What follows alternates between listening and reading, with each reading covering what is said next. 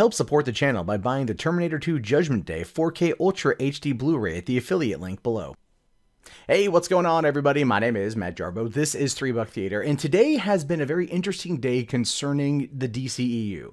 We've had reports about there being 5 Joker and Harley Quinn movies in development. Of that, I will cover later. But most importantly, the big news of the day was that Matt Reeves' The Batman will be a standalone film not connected to the DCEU, and that has had people freaking out in terms of speculation. What does it mean? What does it mean? What does it mean? We don't know what it means right now. I interpreted it as being a standalone movie that probably had nothing to do with the Justice League movies. It's not going to be burdened by cameos. It's going to be a very isolated Batman film, probably still tied into the greater DCEU just as its own thing. Very similar to what I said when it came to the Joker origin story from yesterday. It's going to be its own thing, not tied to the, to the current narrative of the DCEU, but it's going to be still within that. Very similar to what Marvel's doing with Captain Marvel. Setting it way in the past, in the 90s at least, in order to be able to tell an origin story then and not have it conflict with the overall narrative. That's what I think is going to be happening here. And a lot of people are unsure about what to expect from this. But Matt Reeves himself did say, well, I have a vision for the way to do something with that character that feels like it resonates with me personally, and a perspective that can grow into other things. When they approached me, what they said was, look, it's a standalone, it's not part of the extended universe. And again, I feel that ties into what I just said, is that this is in fact going to be something that is going to be its own thing, but still going to be a part of the greater narrative.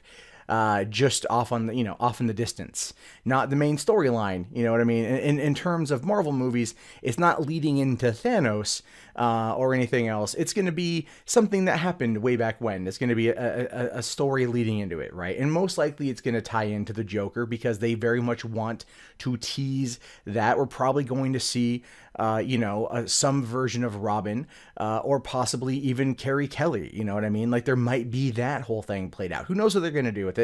We don't know yet. But what I'm thinking is that this actually is going to be very similar to the Joker origin story they pitched yesterday, which is going to be kind of like Arkham Origins, right? Where it's a younger Batman. He's kind of new to the game because, the Ben Affleck Batman is an older, more grizzled. He's tough. He's very set in his ways. And it took the events of Superman dying and Doomsday coming and Wonder Woman coming to kind of make him go, whoa, holy crap. But in the meantime, we need to go back to when he was just starting out, when he was just becoming the Bat of Gotham. And that probably leads into the story breaking right now on MovieWeb titled Ben Affleck is no longer Batman, right? And that's what people are going, oh my God, oh my God, oh my God, what does this mean? Didn't Ben Affleck say at Comic-Con that he's committed to the part?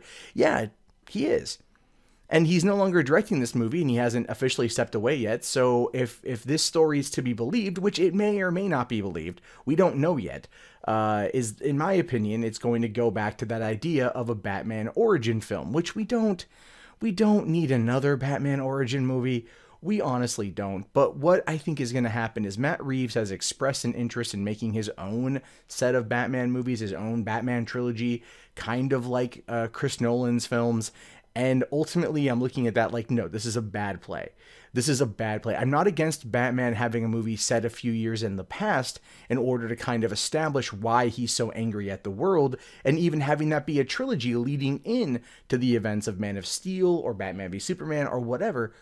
But don't start counting your chickens before they hatch. And that's what I feel Warner's is doing. Either Warner's is scrambling to try and make this thing bigger than it is, or they are completely 100% lost, and they are just at this point saying, screw it, we're going to say screw the DCEU, we're going to reset everything with Flashpoint, we're going to start over again with the exception of Gal Gadot, and then that's going to be it. Like, I don't know. I feel they're in such disarray right now, and this probably has a lot to do with the failure of King Arthur and the failure to establish that as a cinematic universe. But yeah, going into this thing at this moment in time, I literally have no freaking idea what's going to happen. But as for Ben Affleck no longer being Batman, he confirmed it at Comic-Con that he is playing Batman. And we have to take his word at that for right now. This could be, again, a younger Batman story with a different actor that will then be leading into the older, more experienced Affleck Batman. And that is okay with me. But these kind of stories tend to blow up, and these kind of stories tend to go everywhere. And I just want Warner's to kind of stop and wrangle it in, and hopefully they'll do that tomorrow. But in the meantime, I want to know your guys' thoughts on this. Would you want to see a younger Batman, not like a Batman like, you know, begins again sort of thing, but maybe like a couple years into the game, taking on, you know, the Penguin, or taking on the Riddler, or taking on Joker, bringing on Robin, losing Robin, having Robin turn into the Red Hood. Things like this. You know, these are things I'm curious about. Go ahead and let me know in the comments. My name is, of course, Matt Jarbo. This has been $3 Theater. I'll talk to you guys later. Have yourself a great day. Peace out.